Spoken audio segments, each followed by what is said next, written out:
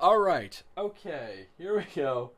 All right. I'm going to do a quick audio test because based on everybody's feedback and the other one, it was really low. And I've had some technical issues with my camera, so I'm switched over to the old cam. I don't know what the deal was, but here we go. Give me 2 seconds. And I'm trying the shotgun style microphone, the Zoom, versus the clip. I'm just playing around with the technology, so hold on here.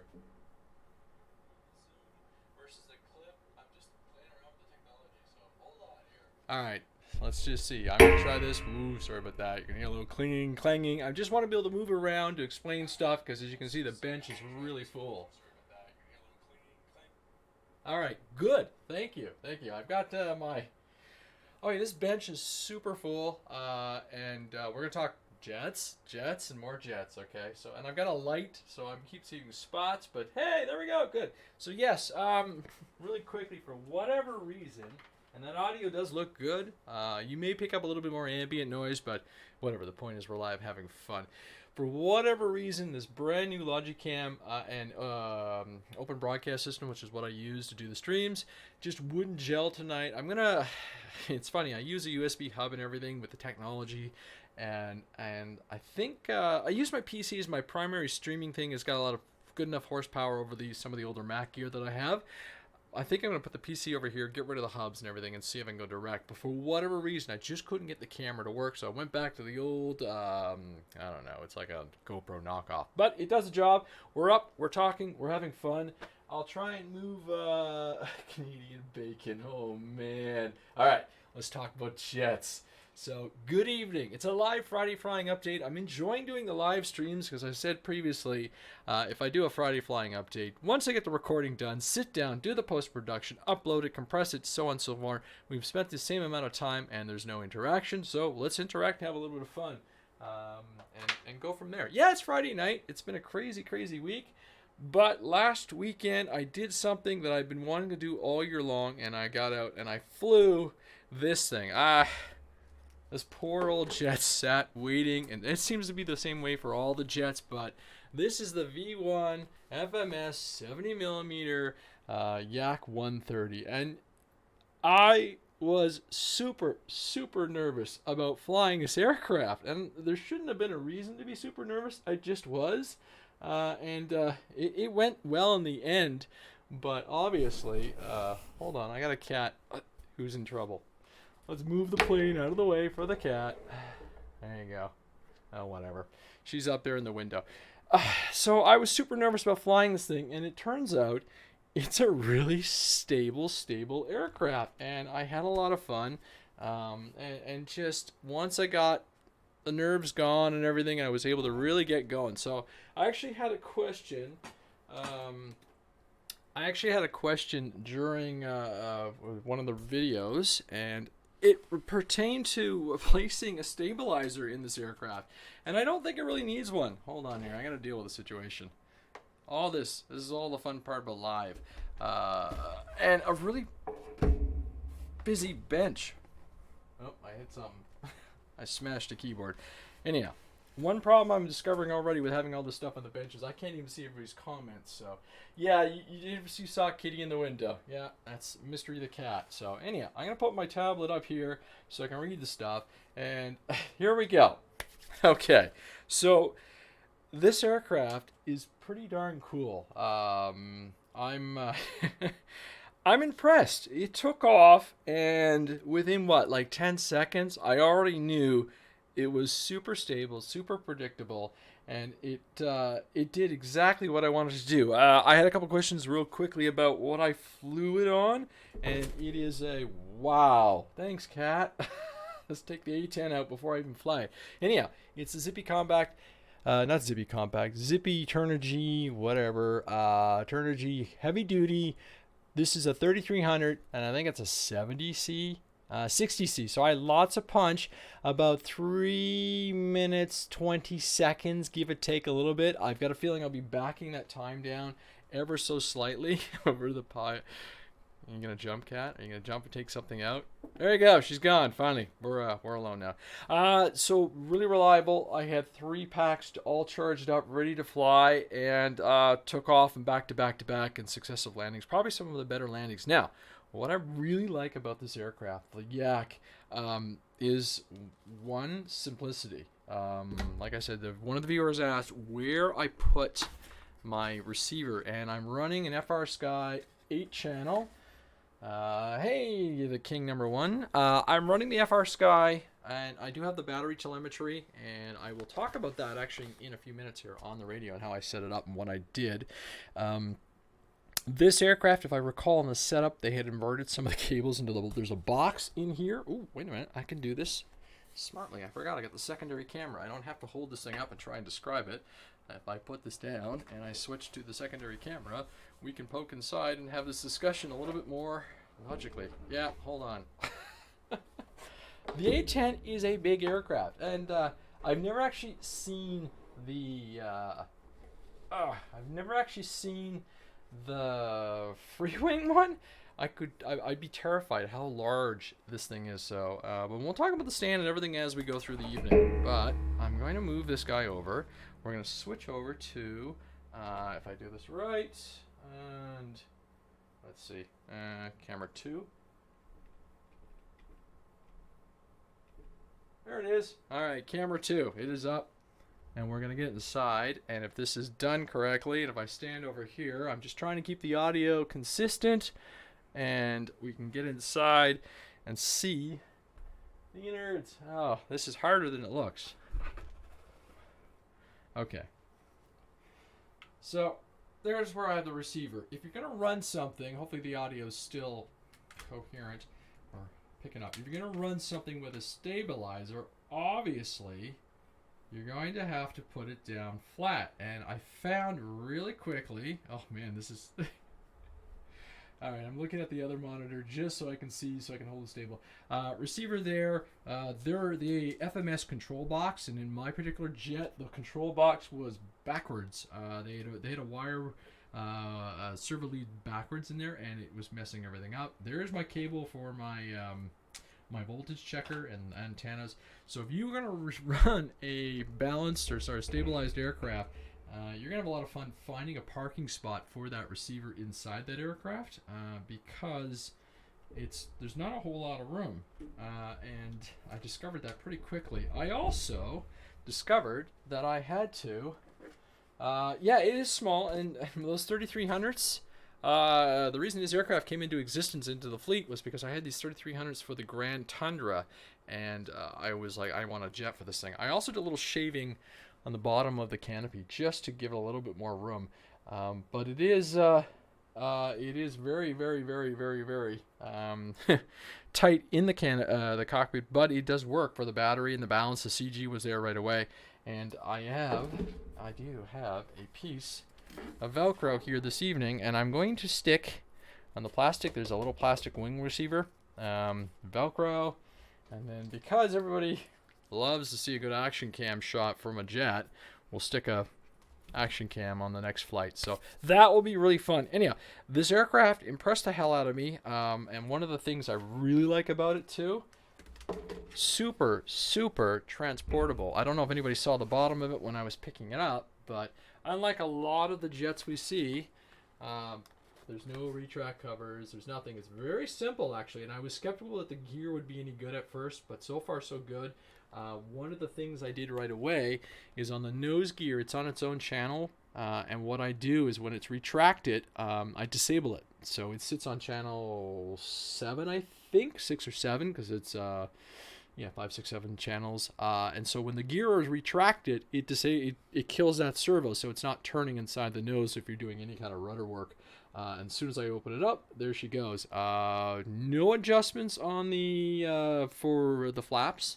When I deploy the flaps, there's no elevator adjustment. It was actually very smooth. And what I did notice with the gear down and flaps full on that last final I did in the first flight videos, there's a lot of drag, so you've got to be aware of that. It does slow down nice. It's super trackable, which is what I really liked about it. And like I said, on a good battery, it had enough. And through the third flight, I was starting to really enjoy it. So I've got all 4 batteries charged up this weekend. I'm going to take it out again on Saturday. The winds might be a little aggressive, but we'll have some fun.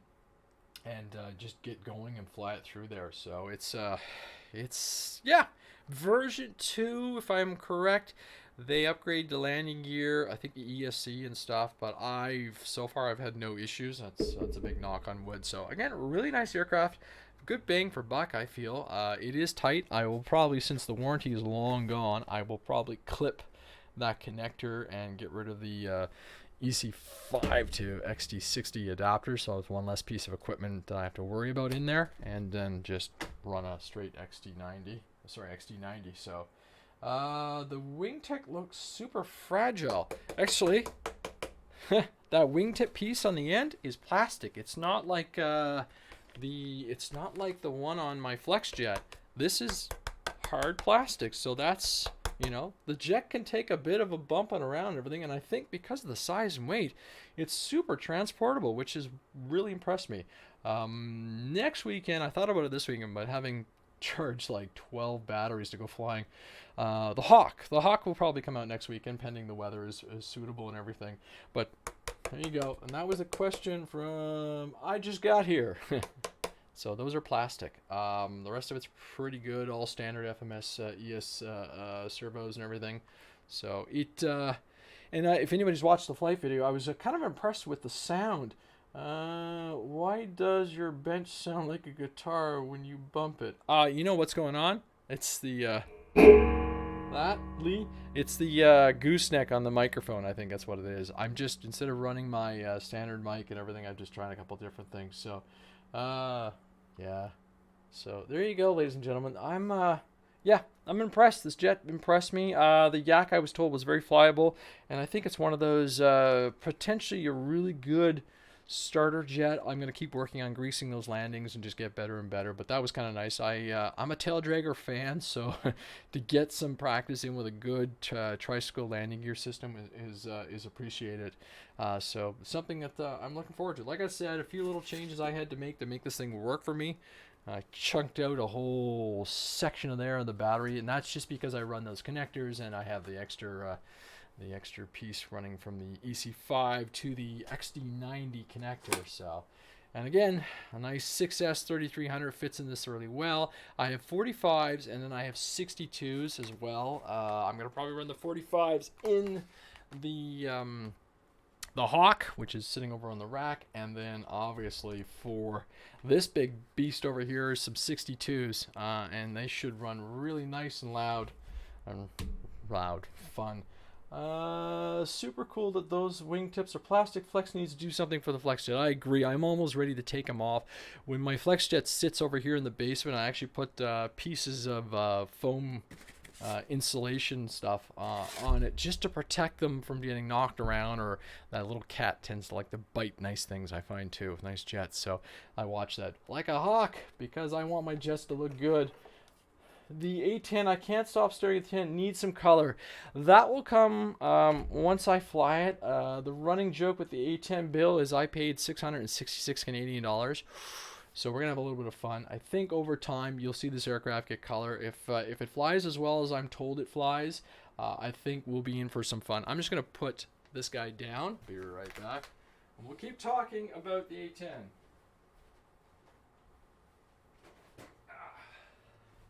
Alright, so now I can pull the A10's front and center.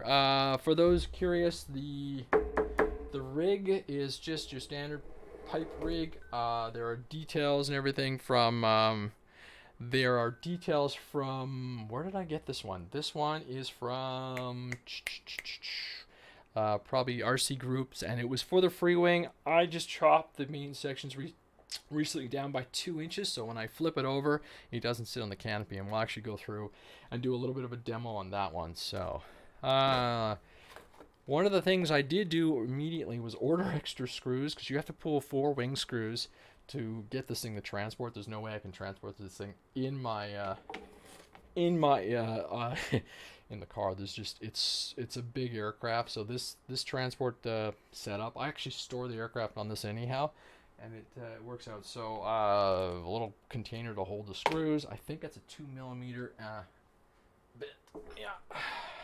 Yeah. So I'll flip this thing over, I'll take the wings off and everything. And the idea this evening is to get this all and have it all ready in the car so I can go promptly in the morning. Winds look a little high tomorrow, the gusts, sorry. So we'll see how it all goes. I'm still got my batteries ready to go. I can discharge them in the low C if I have to, but should be able to fly it and go. So Lee says I got my e-flite P39 for 150 Canadian off eBay. Nice, nice, nice, nice, man. That's there are some deals to be made out there. I was looking at a couple things, and I don't know. Things are with the exchange rate and everything. Things are getting really expensive. So we'll see where I go. I've got enough airplanes to fly. My goal is very simple, just to fly everything that hasn't been flown yet, and just keep going well into until the winter does not let me fly anymore. So it's nice to feel energetic and enjoy all that. So inside this aircraft, well, there's the anybody flies FR Sky will know what this guy is. Let me get the little camera here. Let's see if we can get a shot of a couple of these components. All right, line myself up. I'm looking forward, it sounds funny, I'm looking forward to getting a monitor over here, putting the computer in this spot, and that way when I press the buttons and everything, I can see what I'm doing. So things will go very, very, very smoothly in the near future. So anyhow, this is the mini FR Sky LiPo battery charger, and I should probably pull my radio up because I want to explain one of the couple of things I've done with this guy. But obviously back here, if you can see my fingers, oh shoot, I'm doing a terrible job of aligning my camera. Hold on, let's try that again. I'll get this better. So LiPo checker, obviously. So this will let me read my telemetry, my voltage while I'm in flight. I love this especially on the 6S packs and the jets. Just that extra little bit of security. And I'll pull out my radio here in a minute. I'll show you what I do. And in the back, if I can get my finger in there and get a camera in there, somewhere sitting in the back there is my 8-channel receiver. This one only takes 6, I believe. Yeah, because there's a control box way inside there that has, oh man, this camera's useless in there. Anyhow, there's a control box way inside of it, and that is where all the connections go. If anybody watched the unboxing video, there was a, it went together pretty nice actually. It pulled together really, really, really well. I did the 2-camera setup, thank you. It's just 2 simple webcams. Maybe in the future I'll hook something up there anyhow. And I've got a keyboard over here. That's the nice thing with the open broadcast software. Dumping the batteries in is okay. The biggest thing I've learned about this aircraft is it just takes a serious amount of space. Every time I move it, I actually walk out. So with the cameras, rigs here and everything, it's actually going to be really hard to flip. Worth its weight in gold for a battery checker. Completely agree. And I tend to, the lessons I've learned flying, especially with jets or any of those aggressive aircraft, is, you land, you go, oh wow, I've got those extra, it was only like a 3-minute and 30-second flight, right? Well, once you start getting a little looser with that airplane, I think we tend to fly them a little harder, a little faster, so suddenly you're not getting that. And with the jets, I've learned just bring them in, don't mess around. I learned the hard way with the flex jet. I've got to commit on my landings. There's a jet that I want to get into the programming and see if I can add a little bit of crow or something to the flaps, or not the flaps, but the ailerons when I come in on landing, because that thing rolls like crazy. So one option too is to put a little bit of tubing into the the landing gear just to slow down the roll, because I found it's a slow spool up kind of thing, so I got myself into trouble on one flight. But so far so good. I'm looking forward to flying that one. It's interesting in that with the Yak or the Hawk, it's kind of a backseat kind of airplane, so you can get them in nicely. You just got to watch all your wingtips and everything and all that geometry, and then you can put the big suckers into the trunk. So tomorrow it looks like it will be the E10 in the trunk, all disassembled and everything with the wings spread out, all nice and clean. Then we'll get the Yak and probably the MAMBA. For whatever reason, the MAMBA and I flew it in the fog. It was hilarious. I've got some onboard footage where you completely lose sight of it. I did lose sight of it, but it's in some pretty dense fog until it cleared, and then we flew the jets and had a good time. So where was I? Okay, I'm going to look for my radio, which I've got placed over here, and just explain real quickly what I did with my battery checker. I don't tend to take my eyes off the plane, especially when I'm with the jets, and I can't be bothered to do the whole, bring the receiver up in front of my face. So what I did real quickly, throttle hold. Low rates. Battery consumption off. So nothing there. So when I Pack voltage 0 volts. So that's the total voltage of the battery. So on 6S, it will scream out something ridiculous, you know. But the one I watched the most is this one. Lowest cell 0 So volts. in the FR Sky radio, you can go in there. And you know what? I can do this menu and show you real quick. I'll line up my camera. That's the advantage of the second little camera. We'll do it like this. I think I got it. Hold on here. Let's turn this guy on. See how that looks. 0 volts. Alright, let's turn that off. Battery consumption off. Hey, look at that. What do you know? Isn't that a game plan? So anyhow, menu. Alright. Menu, page, and this is right near the end. You put the sensors in. Check out Andrew Newton's videos when it comes to those sensors. I'm just going to scroll through this real quick and get to my special features, and I can show you what I do for all this craziness. Alright, so there's battery circuit on off. That's just the voice. Then there's a pack voltage value is cells. And then you do the other one, which is play value cell low. So that is actually in the special features, which is under here, under cells. You actually go in, and if I do an edit, so I just do C low. It's calculated cells, and then your cell index is your lowest one, and that just makes total sense. Yes, my transmitter does talk a lot. She's very demanding, but has saved my bacon a few times. And I'm just looking for the lowest cell, and I think that's the smartest thing to do, particularly if you drop a cell in flight. Well, then this thing is going to start screaming at you, so I tend to turn that on, particularly if I have any suspect batteries, but I tend to only run this on my 6S and 6S planes. I don't think... that's why I got a Spectrum. Well, will the Spectrum do that, Lee? I guess if you put the modules in... No, sorry. The Spectrum, Spectrum for me, what drives me crazy is the when you go through the thumb menu, it just that continuous timing. I mean, hey, look, you know, there's a DX6 sitting over here. I use it occasionally, so it's funny. The radio thing is the radio debate is telemetry. Yeah, I have it on everything. Yeah, same deal. Will I put it wherever I need it. The radios, it's kind of like, you know, your your Apple, your Ford versus GM, your Apple versus Android. You go with a form factor and you stick with it, because otherwise, you know, you're going through multiple radios, multiple receivers. There's no savings for it. So I went with the FR Sky because I got my first one from a friend used, and I've stuck with it since. It's funny though, my issue right now I have is I keep running out of space, so I've been deleting models as I get rid of them, so, or backing them up. So we'll turn that one off, and I can turn down the volume and everything, and turn off all the buzzers and everything. So yes, it's just easier to put the battery buzzer on.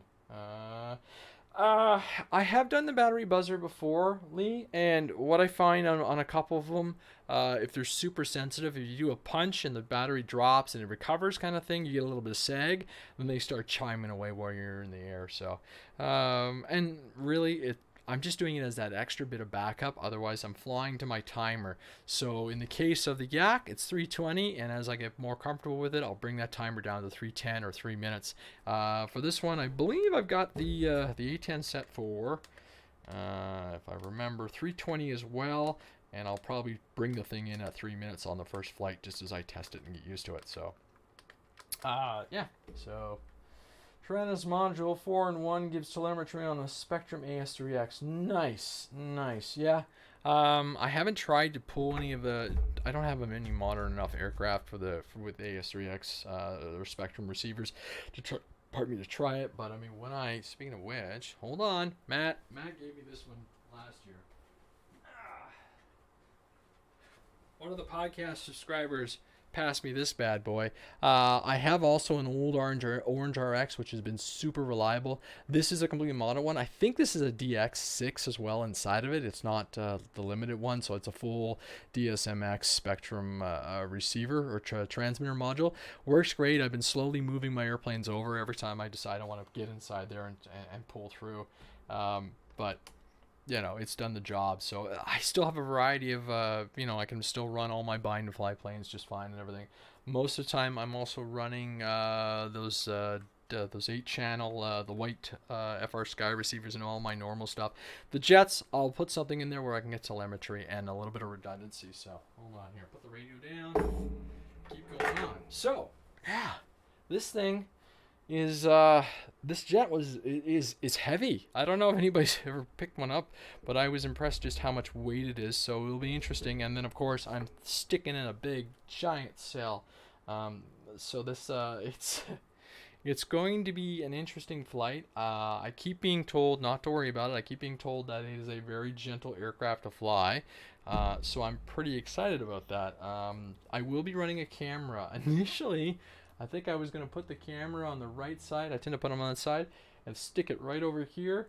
And then I realized if anything goes wrong, it's right in front of one of the EDFs. So I said, okay, we'll stick it underneath. I've got my, is it even there? No, it's charging. Anyhow, all my cameras, my action cams that go on board the aircraft, they all have fishing line or a tether of some sort. So in this case, this guy is going to hook up to one of the front pylons. And that's just if something goes wrong and if it comes off the Velcro, it's not going to disappear. I hate losing cameras. So it's I will have onboard footage, and again, I'm going to do a flight with the Yak with onboard footage. I know there are a few comments about the Yak video not flying close enough. Well, that's just the way it is. I'm not gonna change up my camera stuff and try and find someone to shoot. It'd be awesome. It would be totally awesome, but it's not the purpose of all this fun. So we'll get a little closer as I get more comfortable with the aircraft than I generally do. But an onboard camera and a little mix, and I'm gonna have actually all the cameras are over on the other side of the bench charging up.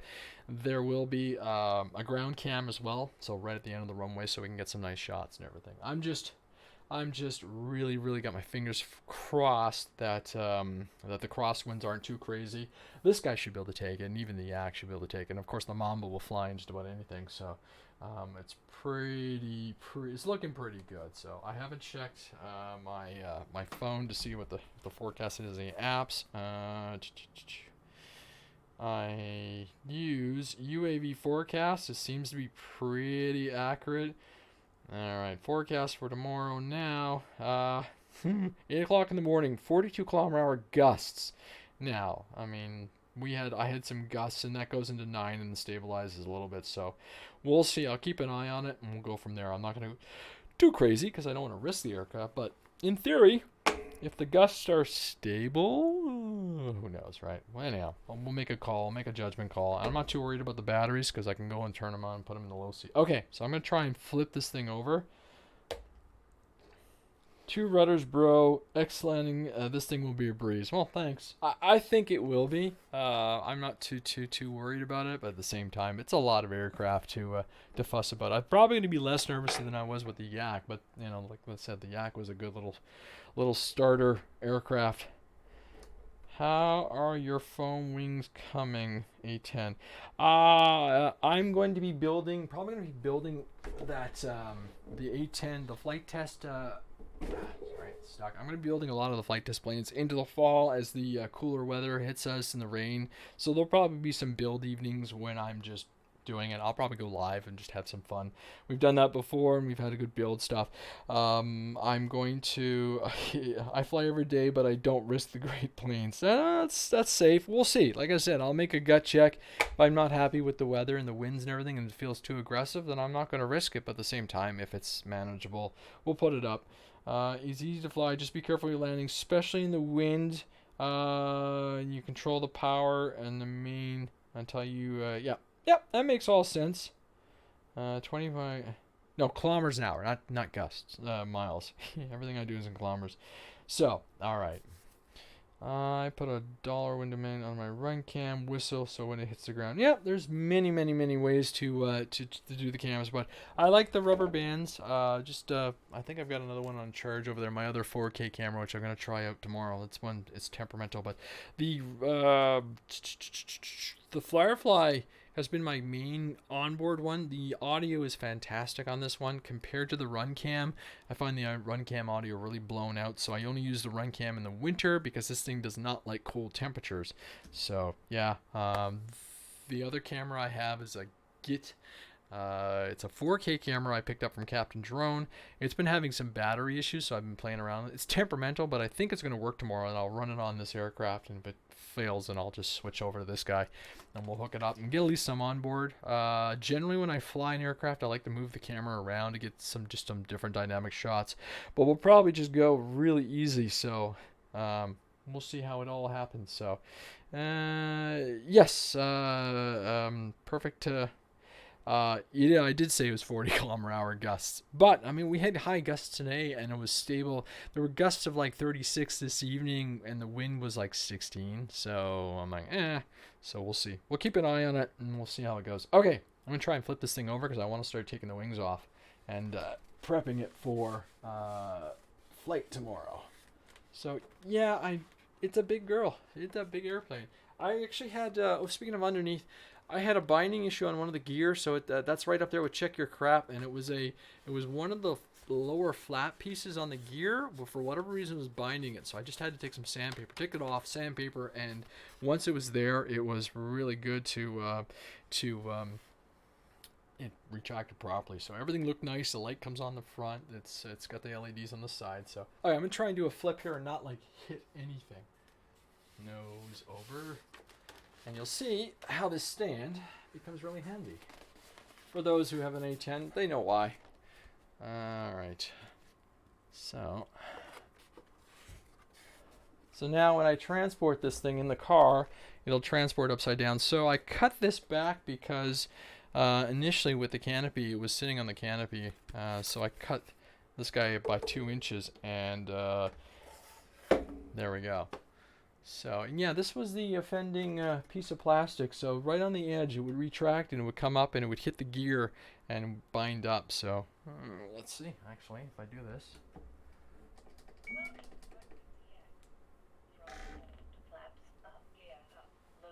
All right, where's the... We got a battery kicking around here. We can turn this thing on and I can show you the retracts. It was funny because I was running them up and down and driving everybody in the house crazy because they're actually really loud.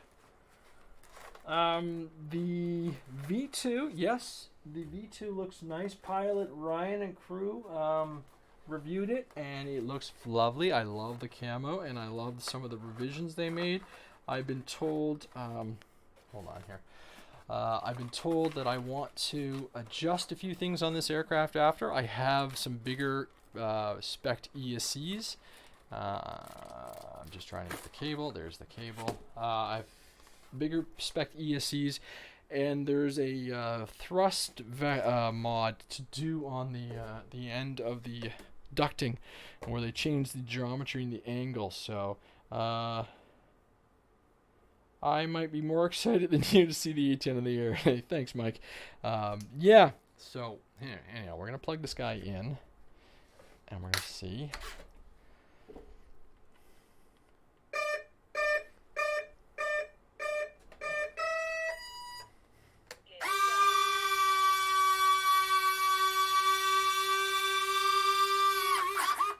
Ooh, and while I'm here, this is an opportunity for me to plug in. You can hear the radio call on the battery voltage. All right, so the battery's plugged in, so Pack voltage 21 volts. 21, pretty accurate. There's a bit of variance, but Lowest cell 4.2 volts. that's what we want to hear as it goes down. Throttle release. Ready?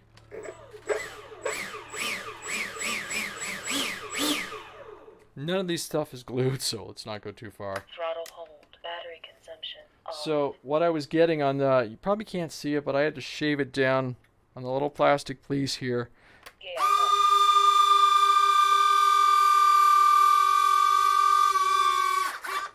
At least they come down. I don't know if anybody heard me talk about my experience with the FlexJet, but the sequencer in the FlexJet I found really bizarre. And I remember flying through the air and cycling my gear going, okay, I hope this goes up or down so I can fly it. So the gears sound like a mini quad. Yeah. Good thing the cat came down. Yeah. So one of the things I recommend anybody does when they buy something like this is I went out to the store and I picked up extra screws for the wing gear because you can't transport this bad boy without taking the gear out, right? these screws, and they only give you 4 screws, which I find hilarious. And yeah, I guess you could put them back into the plastic, but I'm gonna go and just put them in a container, and then that's gonna go into the nose. Very similar I did with the Tundra. Obviously, it's got the flaps, which are hinged, and all the gear and your main ailerons. I've got the specs all set. I've got my rates all set. I've done my checks and everything. So tomorrow, technically, this thing will be ready.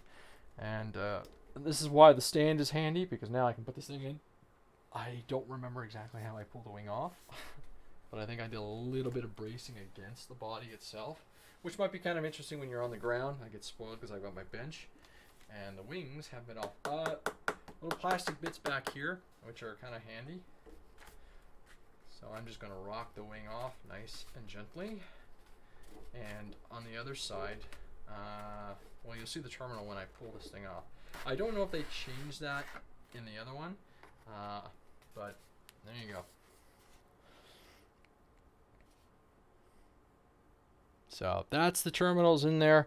I'm not sure if anybody uses on the new one. They might have switched that up, but I haven't really had any issues. I think I've read some comments on some of the forums recently that I probably should use some dialect grease on there just to keep those connectors all nice and happy, which is probably a fantastic idea. Screw wise, yeah, I'm correct. You're going to want to put them in a container or screw them into the wing, because there's no actual capture. There's no points for them to capture in here. In the wing mounts. Let's go to that camera, and you can see on the inside. Extend the USB cable a touch, and there we go inside. There's some of the connections and stuff. Nice thick carbon rods. Pretty cool plane. Pretty cool plane. Big beefy motor. They're 70 mils, right? So I think, what are they? They're 12 blades, so not too bad. Actually, hold on here. We'll get in there.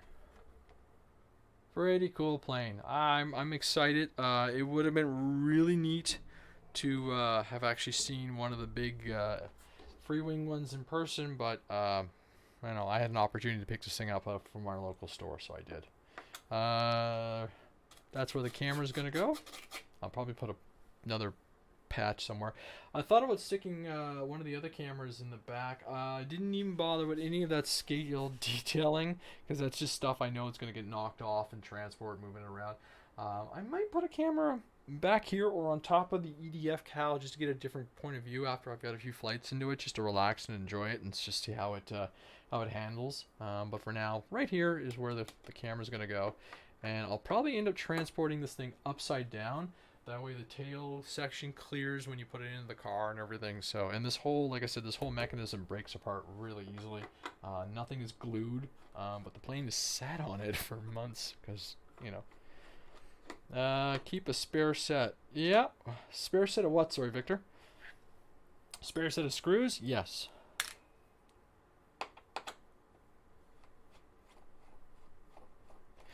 And for the maiden flight, I'm not gonna run with any of the hardware. Sorry, where's the box? I took off all the armaments that I had on it. Ran a couple different scenarios. They were actually a little finicky to get installed. I found, but I'm gonna run them after. I'll get a few flights into it, and then we'll start putting some of the gear on, particularly in the wind. Why would I add any more drag to this thing than it already has? But yeah, there goes. I don't know. There's the wing. The foam feels really nice. It's got a really nice paint to it. It's obviously very, very, very gray.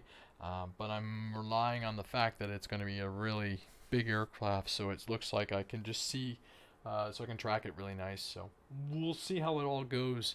I had no issues tracking that little red yak, so that was really positive. Flying with my glasses now, so just makes sense. All right, let's rock off this one here. I might have to go on the other side of the camera, folks.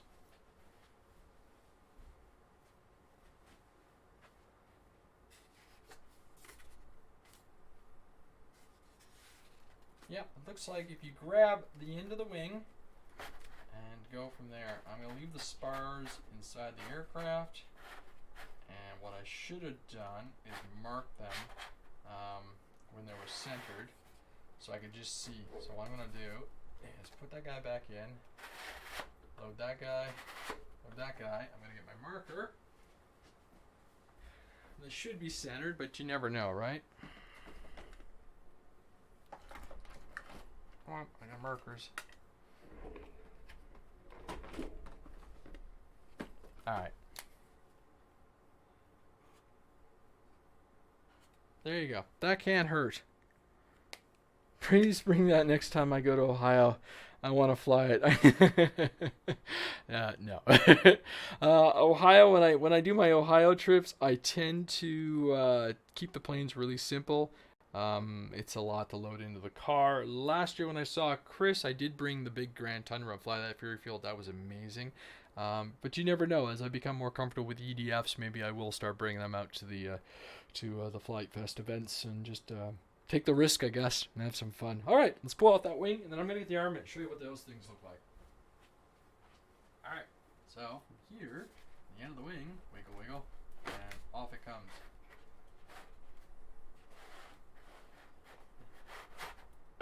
Yay, there's the other wing. Don't they look fantastic? They're really clean, really simple, and well laid in. You can see. The only thing, I guess, if you ever had a servo go down, you can pop the covers, but I guess you would have to figure out how to route I'd have to open the gear to look inside again, but to route and get into here and everything to get apart. So there probably would be a significant amount of surgery to get that out. I want to show you an idea I have for the stand. I was thinking, next time I'm at Lowe's, I will pick up more of these guys, 90 degrees and a little bit more pipe, and make a little stand, so when you put this in the car you can just drop the everything in, or something on the top. But for now this is just going to lay down, and the wings and the aircraft will be nice and contained and clean. There's my screws, and I'll go get the spare bins. Sorry about that, didn't mean to slam it down that hard. Alright, and I'm going to show you the weaponry and then talk about whatever else. Otherwise my batteries are charged, I can load the stuff in the car, and I get to go flying tomorrow, which is awesome. There's a lot of effort and a lot of drive lately, so I'm enjoying it.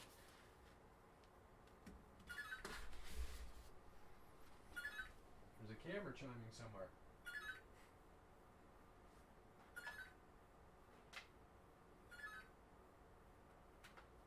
Alright.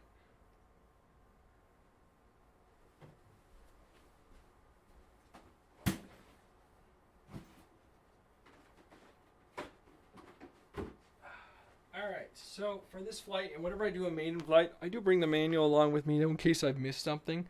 So there's my box. I don't know if you guys keep boxes for your gear, but there's my A10 kit box. It has, like I said, a couple of the spare parts and all that armament. That's a shoebox from Home Depot.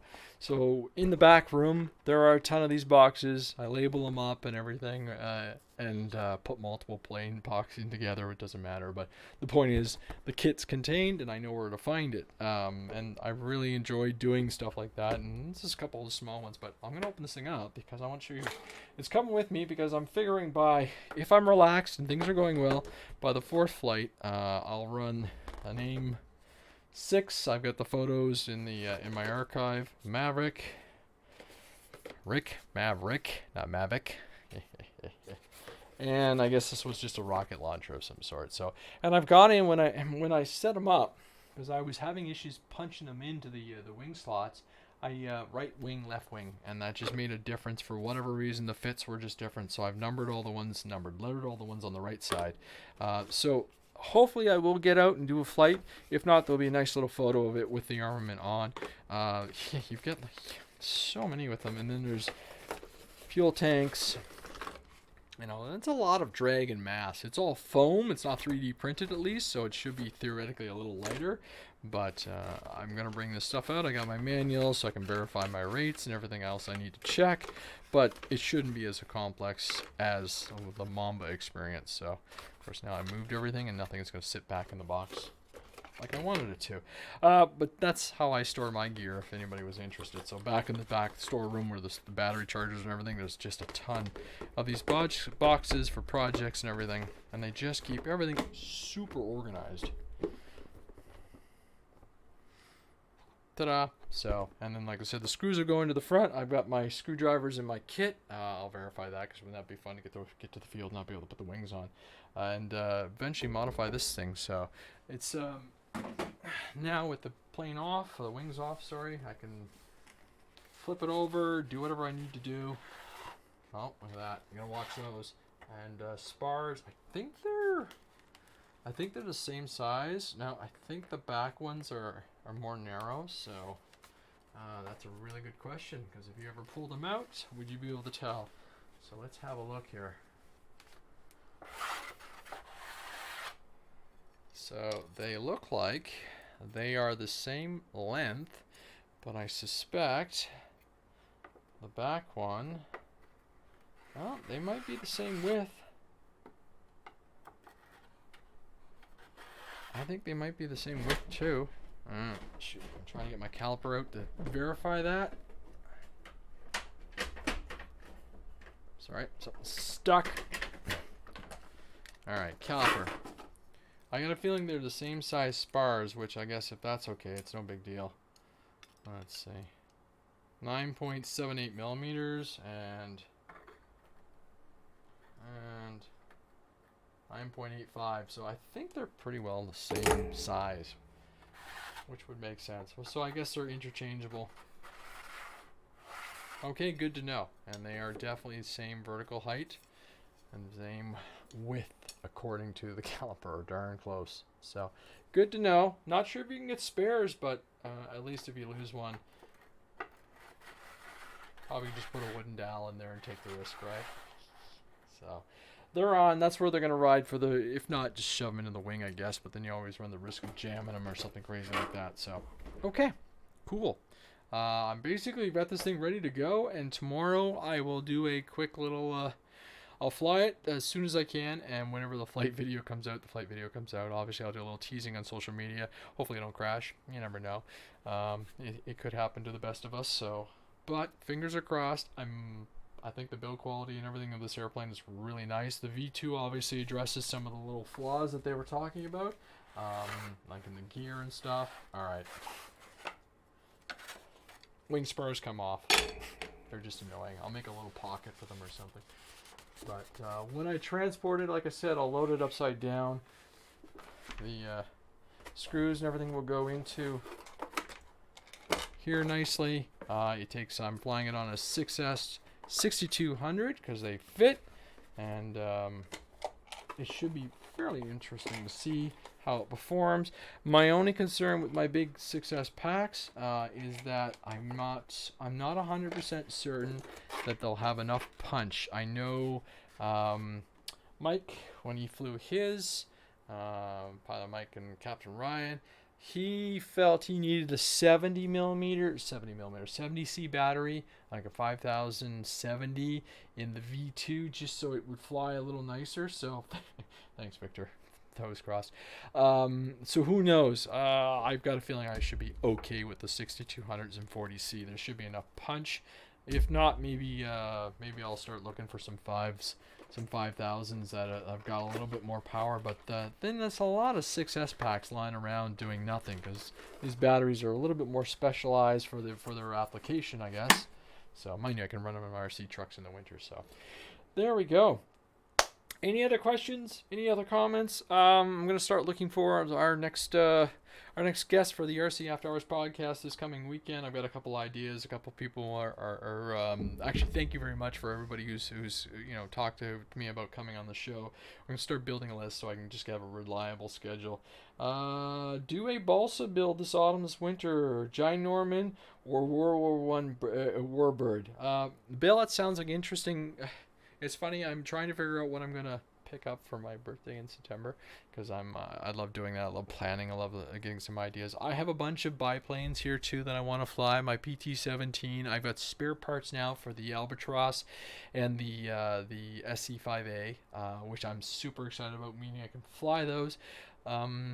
Balsa would be interesting. If I was to do a balsa, it would have to be a biplane. It's just, for me, for whatever reason, they're just pretty cool. Obviously the MAMBA has made me really realize how much I do enjoy the biplanes, because they look neat.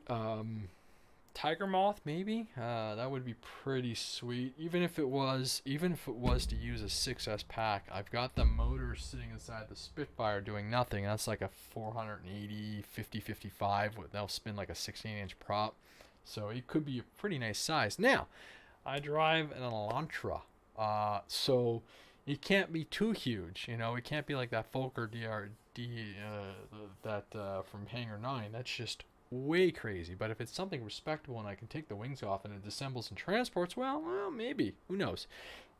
Leave a comment in the video, not just a chat. Leave a comment afterwards, and we can that discussion can start. And who knows? I would be very keen to do that. I haven't built a balsa since my SIG LT.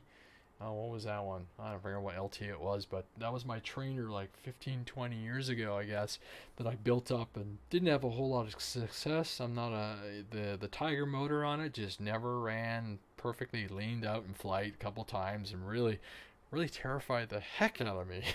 It's one thing to have a battery go down. I'm enjoying my Newport 17. Yes, another stunning looking airplane. So then I've got a bunch of warbirds I gotta fly. Everything's gonna get flown this year. It's like I said, it's really nice to feel energized, relaxed, and enjoy the hobby again. So that's the big thing. No sport planes. Edge 550. Well, I've got the Mamba, and so I can fly that. I've got obviously my Tundras. I've got the Commander, which is pretty darn sporty, I find. So there's so many. Have you caught any of the restoration of the DR1 on Plane Saver? No, I haven't actually watched that one yet, but I probably will. Who I've been enjoying watching actually is Kermit Weeks and his collection and some of the stuff. The one he did this week on the L1 was just a fascinating video, the part 1. So I enjoy watching that stuff. I like a little bit of everything as far as flying once I get my flavors. Obviously, I like some of the warbirds, and I just got to get those guys out again and just find the time and fly them. But the collection of Spitfires speaks for that.